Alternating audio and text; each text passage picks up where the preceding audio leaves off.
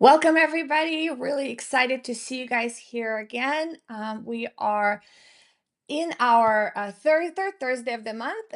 We host this Path to Profit sessions live. So, really excited to have you guys here. The topic of our discussion today would be scaling beyond 10 million, building teams for continuous improvement and innovation. Whether you are leading an established brand that is ready for the next phase of growth or struggling to scale efficiency, this webinar is designed to give you real, actionable strategies that most businesses overlook. So I'm really excited to guys have you here. We are broadcasting this live on multiple channels. There are going to be questions that are coming in, and I welcome the questions. Please always send us so we can be able to help and as well answer any questions that you potentially have. If I don't get to the questions that you had potentially sent me, I will absolutely make sure that we are answer them after the live stream. So, don't get discouraged. We are definitely going to come back and do this. For those of you who don't know me, my name is Yay, which is short for Evgenia Alexandrovna Yushkova, and I'm a fashion and retail business consultant specializing in merchandising, private label development, and operational strategies. Over the years, I've guided brands past 10 million marks and building teams, refining supply chains, and optimizing processes from design to procurement for sustainable growth and profitability.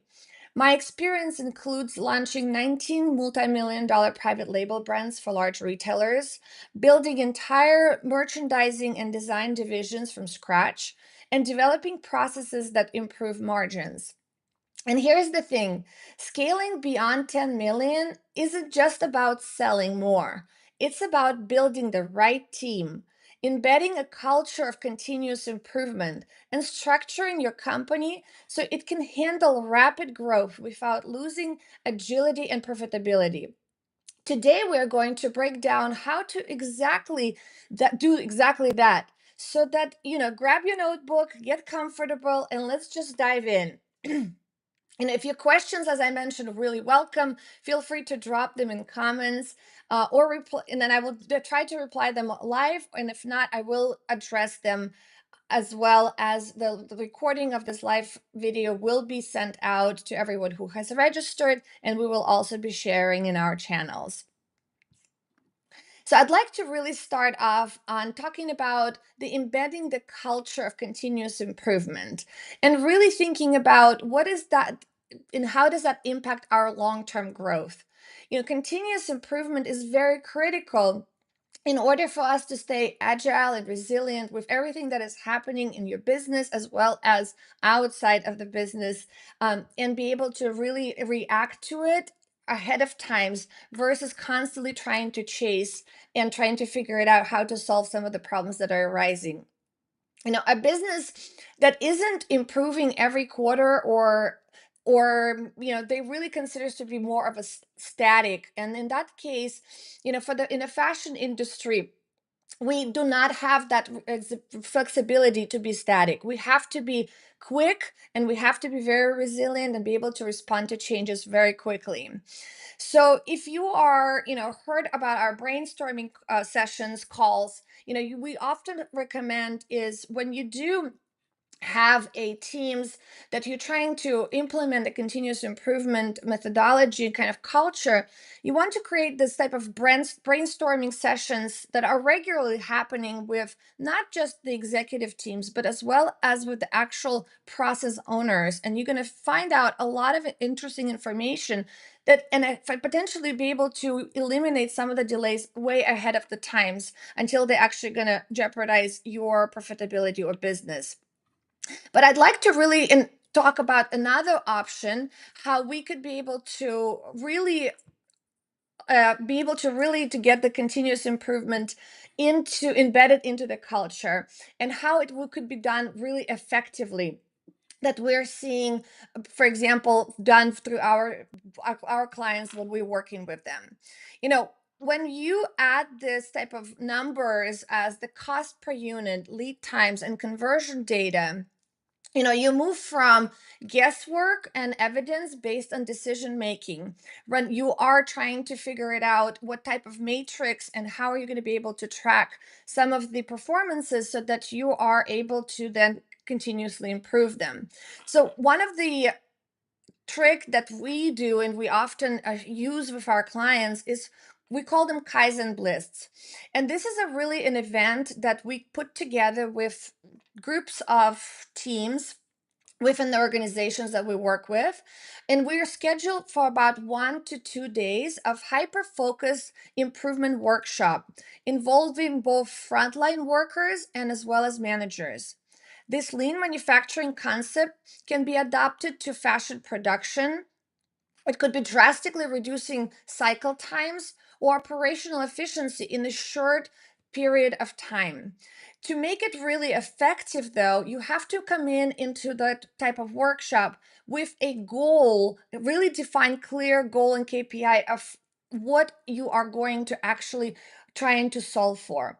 You also want to make sure that you bring in the actual data that potentially supports the and unveils the different options or things that are happening within the organization. So sharing that ahead of time with the people who are going to be joining your workshop is going to be very critical, and hold them accountable for as well preparing for this workshop. So they coming in, if they are having some sort of inefficiencies and they want to bring that up in this workshop so that it gets resolved, they also will need to bring some data to really support that and see how that actually impacts the business and be able to really build the case so that the team can be able to group together and collaboratively solve for it.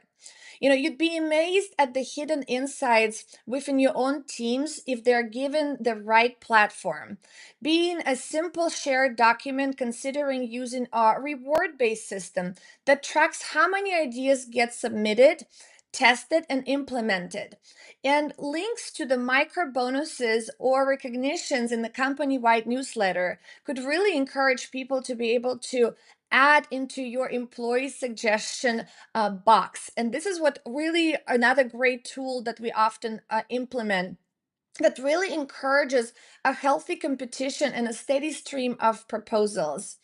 Another trick and another method that not a lot of people potentially know is a Poka Yoga approach, which comes from Lean Six Sigma methodology for the process improvements. And it's originally from the lean manufacturing as well. And really, to the goal of it is to air proof your operations, where you can ask your employees to identify air points in each process stage, then brainstorm how to eliminate them altogether, not just work around them. The other thing we want to look at is the cross function teams and how we can solve the challenges within those cross function teams. Many brands stall around about 10 million because each department operates in a silo.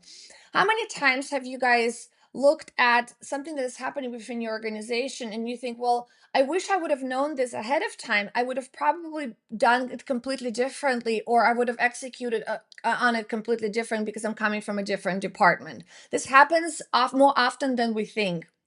And to break this barrier from really specialized project teams that include designers, sourcing experts, logistics managers, finance, and even marketing folks, each member brings a different perspective, preventing the blind spots.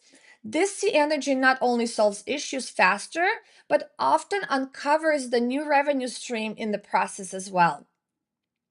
One of the really things that we love to use is using the digital collaboration tools like PLM systems for the product life management to cross function teams really see the real time updates for the product specs, costings, timelines.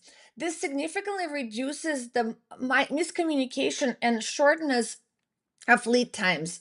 Really critical to also think about how can we create a seamless communication portal or people where they can come in and self-serve the information they need that is updated live, um, and they could be able to see the real-time changes is really critical. So if you don't have that right now in your organization, this is definitely something to think about, how you could be able to mainstream that. If you don't have a PLM system, that's okay. There's other options as well. Microsoft offers a lot of really great tools that allows you to really share data and insights in the real time, so that you also making sure that nobody is missing out on everything that you absolutely have to say in your particular updates. Oh, great. I have some questions are coming in, and thank you everyone who's sending the questions. I absolutely love receiving them. First question that I just, seeing coming in is, what if my team resists change? How do I get a buy-in? That's a great question. Resilience is a natural, but the key is really transparency and involvement.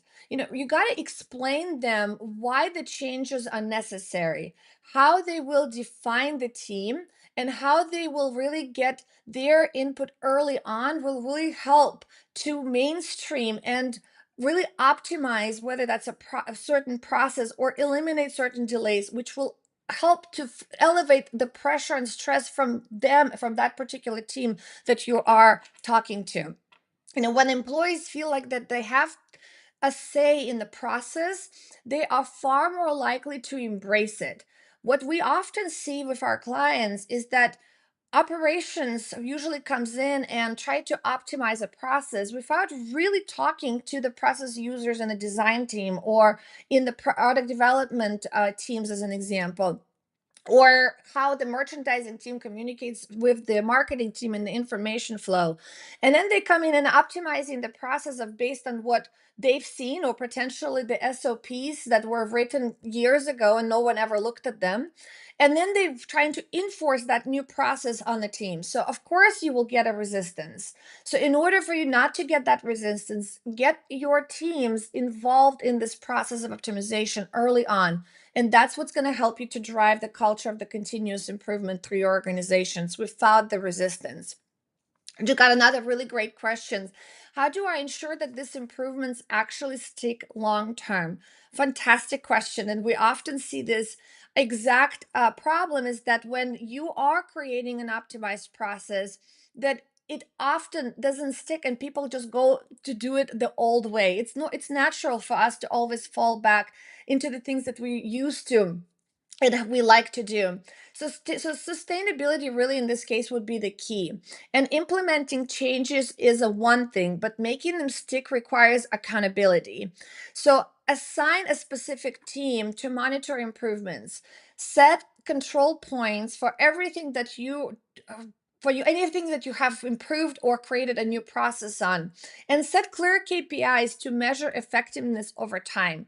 If you are seeing that things going out of control, you have to address them early on. Don't wait until it starts to spiral and get you back to the same place where you started before you started to implement new improvements.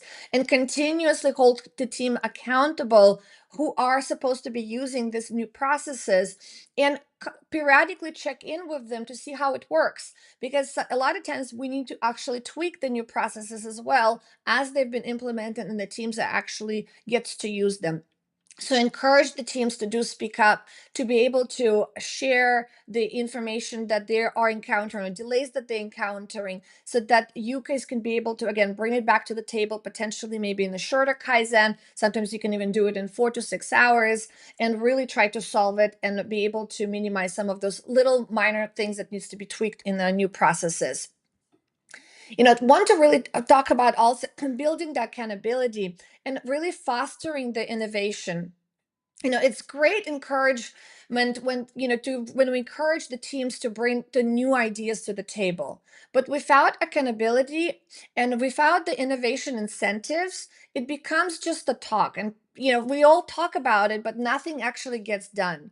So here's how we want to ensure the follow through within the organization.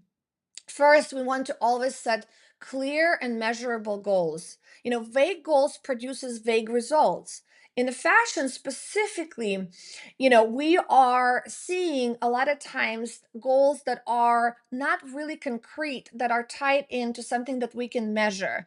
And that it's very difficult then to have the team accountable to actually be able to deliver the results onto with the measurable goals that you have set early on.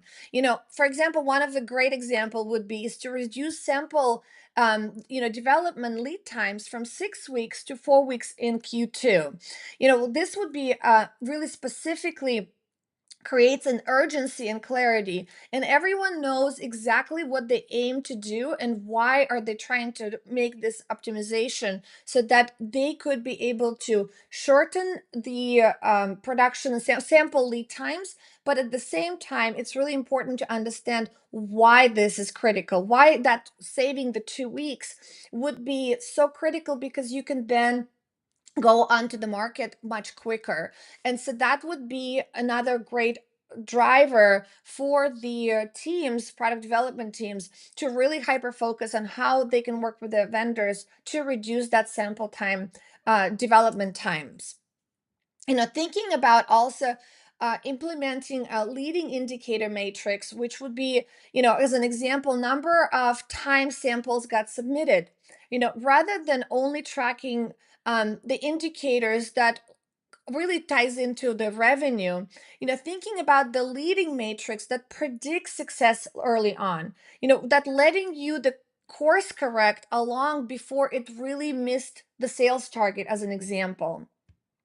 Leading indicator matrix are measurements that are really signal future outcomes rather than simply reporting on the past events.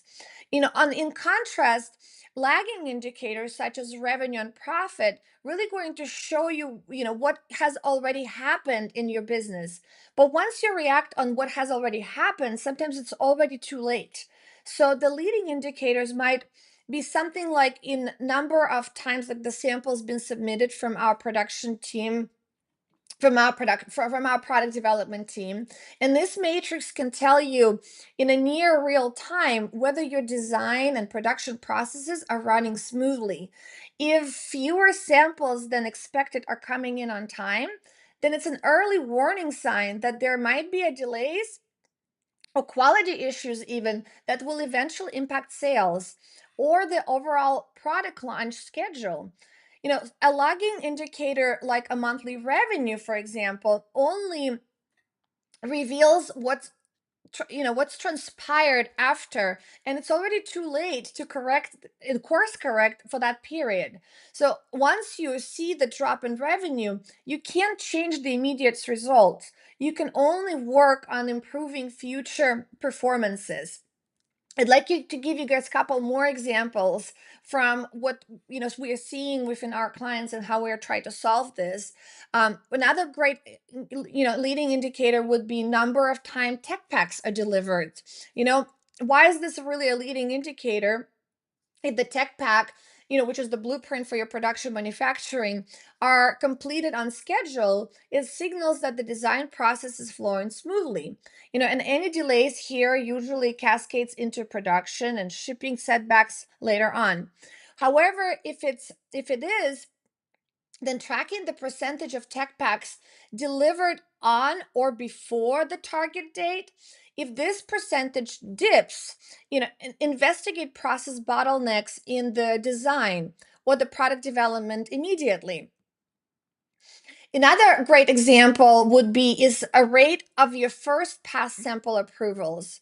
And this is where we actually see a huge impact on the expenses and operational expenses that are a lot of time and often underlooked. You have to remember that every time you have to revise the sample and have go back and forth with the vendors, and sometimes we see teams that go through 4 to 5 revisions before they actually get to the sample that passes the approval. Well, that means that it ties up your resources, it times up their time, it potentially will cause the delays, but at the end of the day, it all costs and it really negatively impacts on your margins. So thinking about, first pass sample approval indicator really indicates both design clarity and supplier alignment early in the process. A high approval rate means fewer costly revisions and faster go-to-market timelines. Monitor the ratio of samples that meets specifications on the first try. If it drops, you might need a better communication system with your factory or more rigorous design guidelines. Another indicator that we often see is really thinking about the time to initiate costing. And this is really predominant to a lot of our retail clients within the merchandising teams, where we can really see the quicker you can finalize your product cost structure, the earlier you can validate profitability and proceed with the sourcing. Delays in costing often signals deeper issues with with the vendor negotiation and incomplete product details. Set the target window within 2 weeks of design concept as an example. If your costs aren't locked in by then investigate the efficiencies in your sourcing and also in your negotiations. Hopefully, some of those examples will really give you and spark up some ideas of how you can look under the hood in your own design team or product development team and be able to hopefully find some leading up to indicators that you can track so that you could be able to hopefully get to the sum of the delays and problems ahead of time before it impacts or negatively impacts your sales.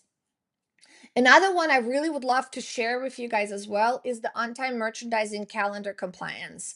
And this is really happens in private label where relaunching collections according to the set merchandising calendars is critical to seize the market opportunities, right? Whether it's a seasonal release or whether you are doing a micro collection release, if critical milestones like design finalizing the designs or photo shoots or marketing collaterals that needs to be created, if they aren't met on time, you'll miss prime selling window. And tracking milestones, completion rates across your merchandising calendar is so critical. And if you have a PLM system, it really gives you a great foundation to build out those calendars and track those systems so that everybody can be able to access them with also triggers, whether you are going to be at risk of running late or be able to actually track the day by day and graphs of how it was actually your team meeting the deadlines that you guys are setting. And then when the rate falls down, well, if it falls down, that really creates a opportunity for us to review our cross department coordination. As marketing team and design team and sourcing teams, they all must stay aligned. And we often see that the design team and sourcing team would go in and then a lot of time work in a silos, create this beautiful assortments, and only then they involve marketing team and to be able to then create marketing collaterals. Well, that is typically where we always recommend is to involve your marketing team, especially early on. Bring in your product development team early on into those early brainstorming sessions, even before you guys, especially on the design side, started to design or source any type of product, because you need to put your minds together and really brainstorm great ideas that potentially will impact your end design or will impact your end assortment that you're going to source, so that you don't over design and you don't over source, and you also be able to plant the seeds in the marketing design team's mind, so that they could be able to start thinking about what would be the best way to represent your assortment and product that you guys are planning and designing. So giving them time ahead to be able to really come up with great creative ideas versus chasing them down when it comes really close to the launch time. Another thing, really thinking about how do we recognize and really reward innovations. People are motivated when their contributions are valued. So beyond financial reward, consider, publicly celebrating into innovative ideas in your monthly, meetings, or if you having town hall meetings, bringing in and recognizing those employees who had this great, innovative ideas that came in and potentially you guys have implemented, or better yet, implement really a shadow board where the top inventors are invented to their join senior added to really join their senior leadership in strategic decisions. And that's really another fantastic way of getting your team to really strive to come up with innovative ideas, because and giving them a seat at the table at some of those senior leadership strategic decisions. This really fosters the sense of ownership and really paves the way for the future leadership. Another thing is really thinking about setting up innovation sprints, which is a short 2-week period where cross-function teams focuses purely on solving the specific challenges, like reducing the manufacturing overhead as an example. This sprints can yield breakthrough solution and really get them to not get lost in the daily operations. We all running at 100 miles an hour. We never have time to stop and optimize. So a lot of times, if you dedicate about 2 weeks every quarter, as an example, to where you know that your team is going to be hyper focused on actual solving some of the challenges that are arising, and really be able to find the solutions and implement them within the 2 weeks period, for us to be able to move on to the next quarter after that with more optimized process. This would be a really great way of doing and bringing in and driving the continuous improvement within your organization. Invest in training and development. It's going to be very critical as well. If you want your team to keep innovating, you need to keep investing in their skills. Provide training in advanced analytics as an example. AI driven forecasting, demand planning, or even negotiation tactics with the suppliers. How many times you had a chance to interact with your buying team, and a lot of times where you are observing them to be able to actually drive negotiations, each person has its own style of way to negotiate, and some are stronger at it, and some are a little bit more reserved and on the shy side. If you want to get consistent great results and be able to get the really great pricing because of your strong negotiate your team's negotiation skills, then you really want to be able to train them on that, and potentially, as the new ones teams come in, pair them up with the ones that that have a strong negotiation skills, and so that they can learn from each other, so that they can shadow them and learn from their techniques. I think that would be one of the really greatest way of giving back to your team, to be able to constantly promoting them to be able to think of continuously improve, not just on the organizational side, but as well as on interpersonal skills. Encourage micro learning modules. Instead of day long workshops, which no one has time for or no one has the attention span for as well, break training into short 10-minute video lessons as an example, integrating them into daily workflow. High frequency bite sized learning ensures better retention and faster application.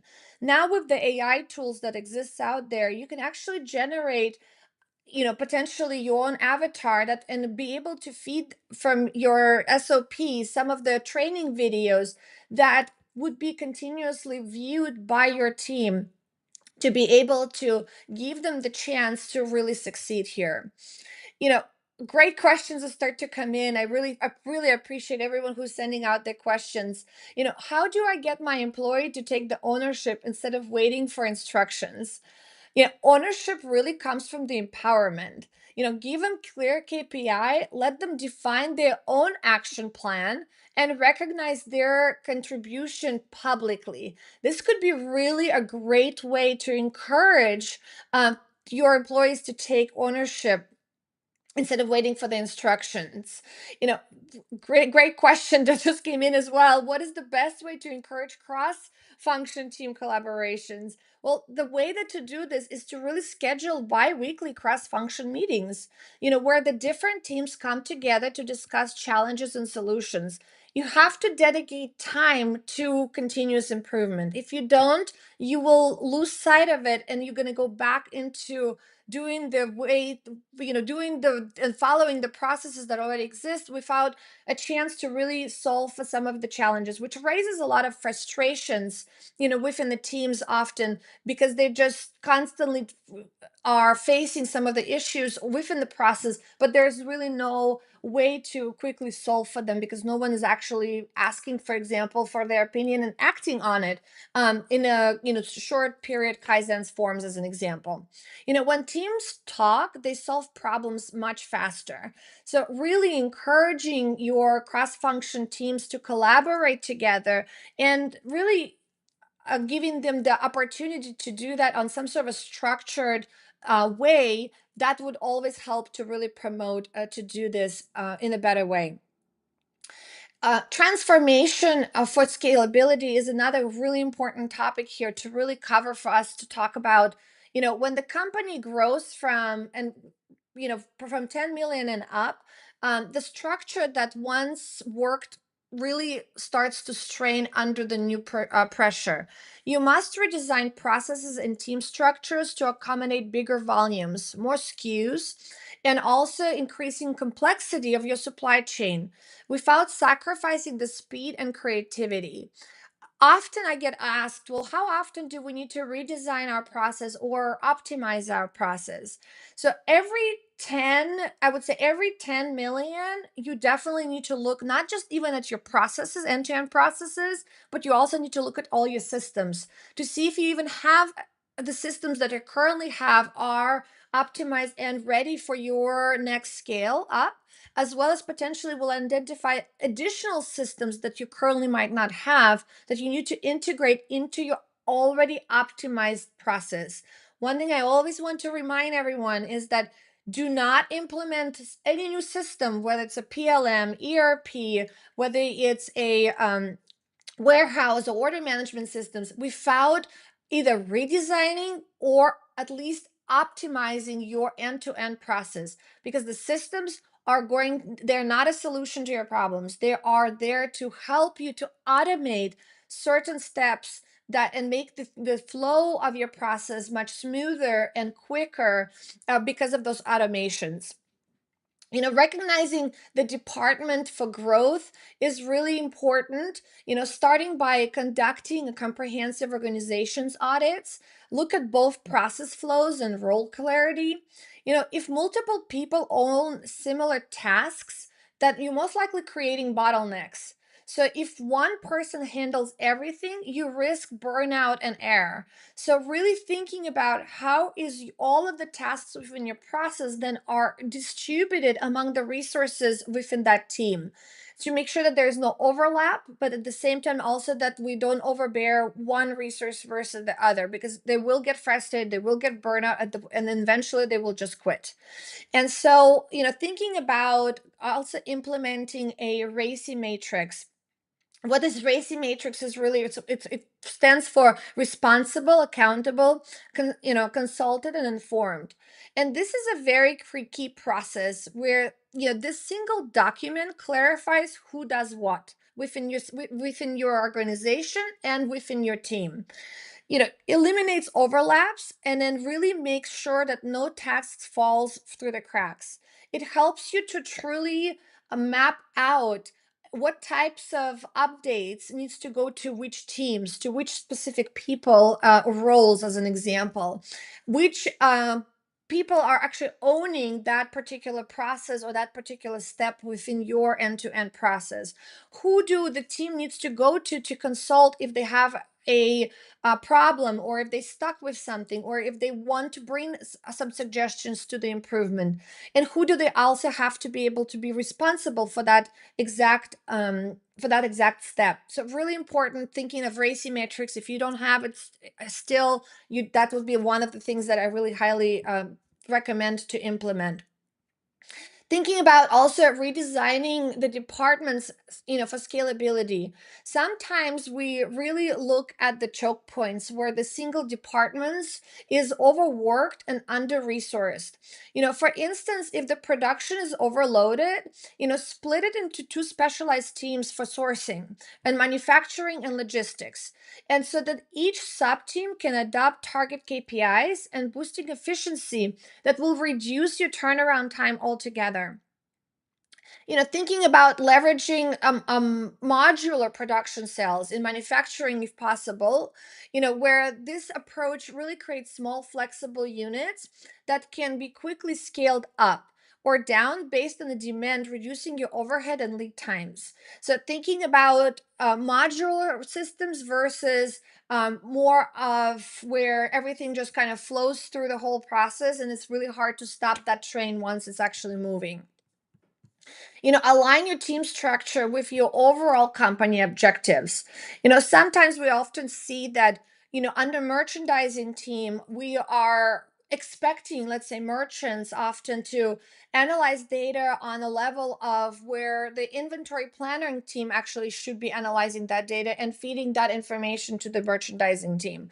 Because we also often expect and give the responsibility to the teams who are not equipped potentially or not the experts within that particular skill to be able to give you the answers that you're looking for. So thinking about how you also conquer and divide the information of data flow and how and who actually helps to analyze it and who actually brings that then back to the table so that the merchandising team can do what they do best is to actually, you know, source the product, find the product that fits within the pockets that were identified that we need to fill, as well as be able to actually merchandise it and bring it to the consumer in a way where it's understandable, it's easy to shop, and it's also comprehensible for them to be able to consume. you know Finally, every team really, whether it's design, sourcing, and marketing, really must to understand how their daily task link to overall company vision. Where it's geographically expansion, or whether you are omnichannel retailing, or maybe you're a new private label line, really ensure that the KPI and performance reviews reflect this micro goals. Really critical in order for you to be able to actually achieve those goals, to make sure that your team really knows, how to and why they do what they do and strive towards what they're doing. Great questions are coming in again. Thank you everyone for sending it over. How do I get my employee to take ownership instead of waiting for instructions? Yeah, so we have already covered that earlier, just really talking about the empowerment, as well as thinking about giving them publicly recognitions for, potentially what they have done or brought in as an innovative idea to be able to, give you the a chance to succeed, right, to be able to implement that. How do I balance innovation with day-to-day operations? Great point. Dedicate 1 day per month as an innovation sprint, for example, where teams can focus purely on a new ideas without daily workload distractions. So again, from your as a management team, you want to really think about you got to give the structured opportunities for your team to have a clear day, as an example, to be able to really focus and harvest some of those new ideas for improvements. If you don't give them that time and you just expect them to do it, on top of what they already have a day-to-day workload, their chances of it succeeding are going to be very slim. So you kind of have to really think about how you can structurally give them the opportunity to succeed and give you give them the headspace to be able to brainstorm this ideas around. So hopefully this it really answers your question. But thank you for sending it. It's a really great question. I'd like to also, guys, share with you, how we scale the $20 million brand by transforming a merchandising, design, and private label departments. So I'd love to really share with you guys the real world example, of how we restructuring of this core functions, from the, like I mentioned, merchandising, design, and private label department propelled one of our clients and they really came from a plateau of about 20 million to the new 28 million raised within 12 months. So, let's talk a little bit what were the initial challenges. So, one of the first initial challenge that they really came with us is the inconsistent merchandising calendar, where the product launches were rarely aligned with the key market opportunities. They also frequently had last minute rushes, caused chaos and in cross function teams altogether, and lots of frustration among the teams. The other challenge that they've had is this disjoint design and private label process altogether, where the design briefs lacked their clarity, enforcing excessive sampling iterations. Suppliers received incomplete tech packs, leading to production delays and quality variances. The other challenge that they also had was unclear accountability, between the KPIs and across departments. And whether it's a merchandising, design, and procurement, they really operated in a silo without sharing much matrix or common goals. And the teams lacked visibility into how daily tasks, directly impacted overall profitability as well. So, what did we really do for them, and how did we help them to really excel and get out that plateau phase? We centralized the merchandising calendar, and there set really clear milestone. We created one unified quarterly merchandising roadmap, and we implemented that in their PLM system that included exact design handoffs dates, sampling windows, and production deadlines.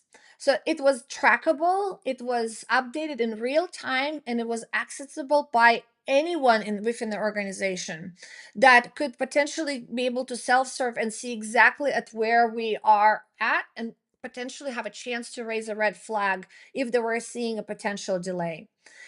Introduced cross-function milestone reviews was another great thing that we've done that they did not have in their teams, where the design and merchandising and procurement and marketing met every 2 weeks to ensure that they are fully aligned. We also streamlined their private label development by rolling out the tech pack templates that standardize the garment specifications, fabric details, and cost parameters.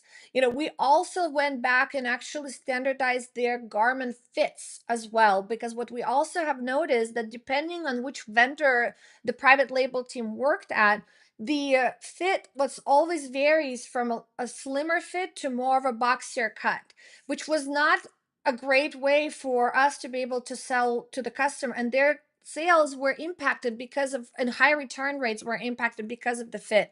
So we standardized their fit first, and then after we actually embedded that into the tech pack templates, so that when the technical team was updating the specific specifications to that particular new design and garment, they constantly on the right side had a reference point to what the standard fit measurements are to make sure that they always meet.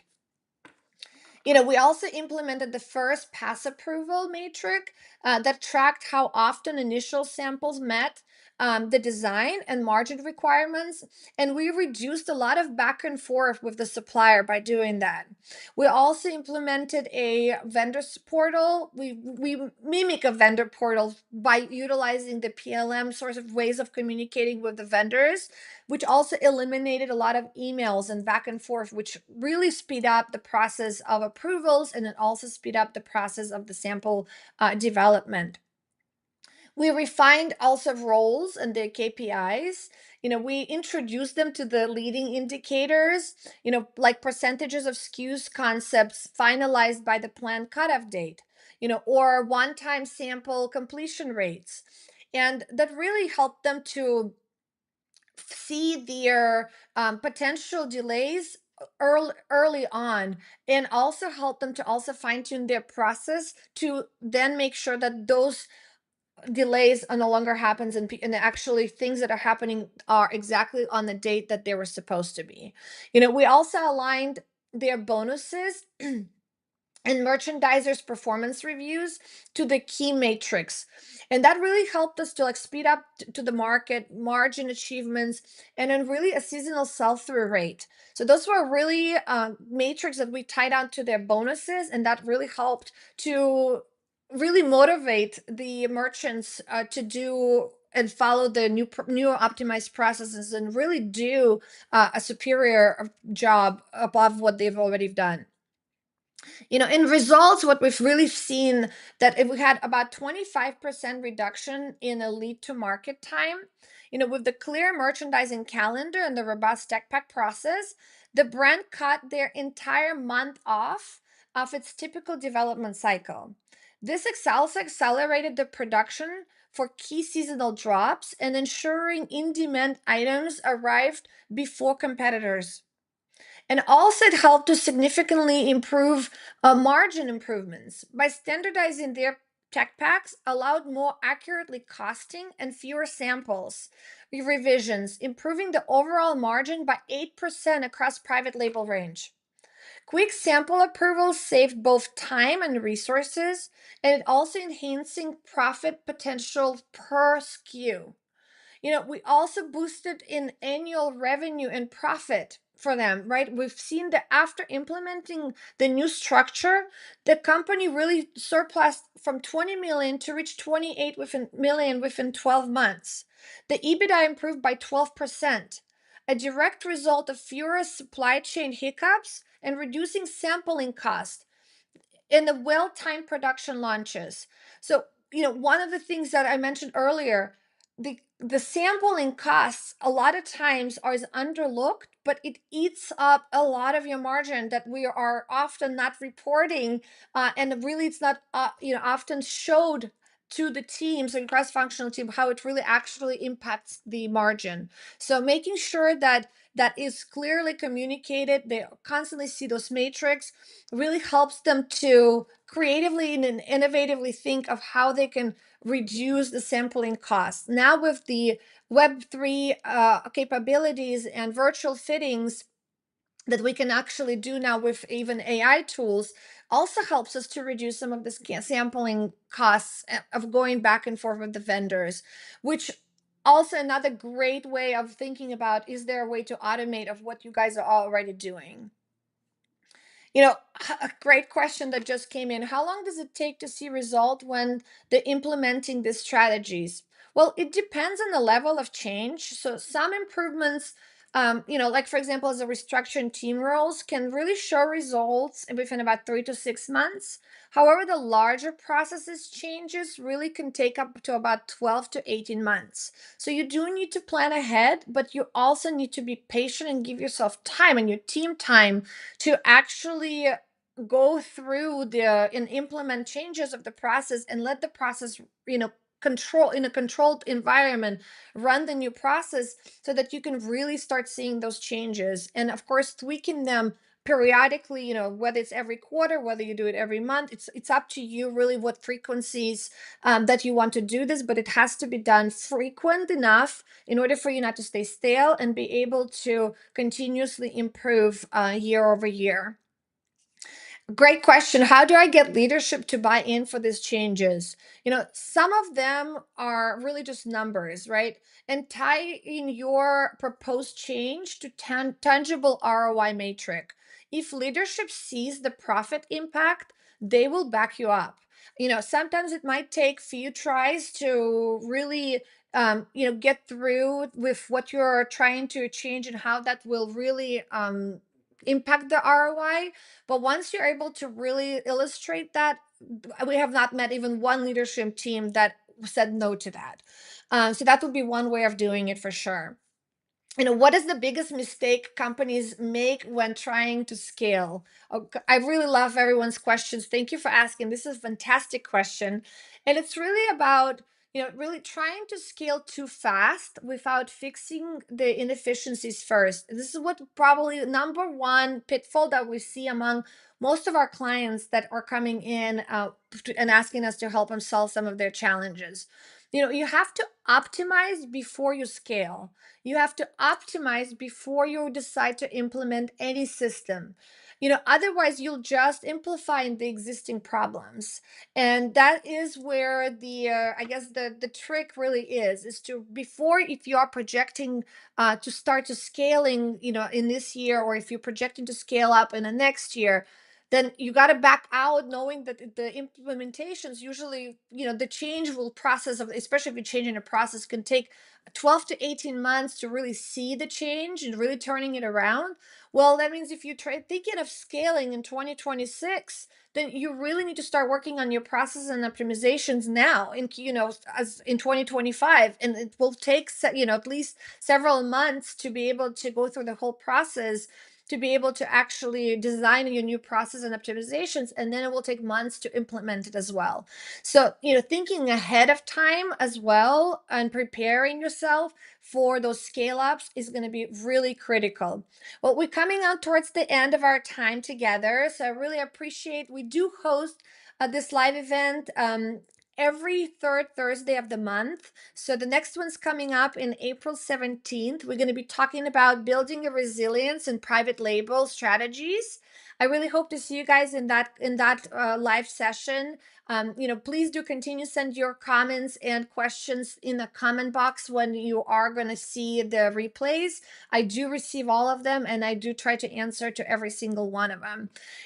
Scaling beyond 10 million, it's not about selling more. It's about building a business that can handle large volumes, new channels, and unexpected challenges without collapsing under the weight of complexity. Today, really, I have shown you how to embed continuous improvement, foster accountability and innovation, and organize your teams with powerful results. For those who are really ready to move beyond the theory and go into immediate implementations, I'm here for you guys. If you need help or would like to brainstorm, please, you can scan a QR code to book a call as well as we'll have a link in the comment box below. Feel free to book a call. I'm happy to sit down, brainstorm some your solutions around challenges you're trying to solve, so that we can together come together with a solution for your business. I really look forward to seeing you guys all next time. Thank you very much. And really excited to be here. Thank you.